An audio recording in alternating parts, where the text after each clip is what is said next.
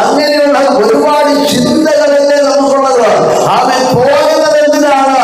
പോയത് ശവശരീരത്തെ കാണുവാൻ, യേശുവിന്റെ ശരീരത്തിന് സുഗന്ധ വസ്തുക്കളെ പൂസാനാണ്. അങ്ങനെ പല കാര്യങ്ങളും അവൻ പോകുന്ന വഴിക്ക് ചിന്ത മുഴുവൻ എന്താണ്? നമുക്ക് വേണ്ടി ആരാ കല്ലുരുട്ടി മാറ്റും. ഇന്ന് രാത്രി അവൻ ഇവിടെ നിന്നുകൊണ്ട്, ആ വാക്യത്തിൽ നിന്നുകൊണ്ട് ഞാനൊരു 3 വിളിച്ചു പറയാം. ഹല്ലേലൂയ സ്തോത്രം. നീ പോകുന്നത് പല ചിന്തകളോടെ ആയിരിക്കാം. ഹല്ലേലൂയ സ്തോത്രം. ആരാധനയ്ക്ക് പോകുന്നെങ്കിൽ ആരാധനയുടെ ചിന്തകളുണ്ടാകണം.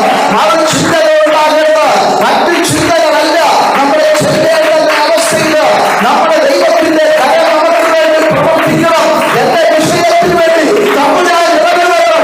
അതിന്റെ പക്ഷത്തില് ദൈവത്തിന്റെ ശക്തി വെളിപ്പെട്ടുകൊണ്ട് ഈ ആരാധനയില് എന്റെ പ്രശ്നത്തിനുള്ള മറുപടി വരണം.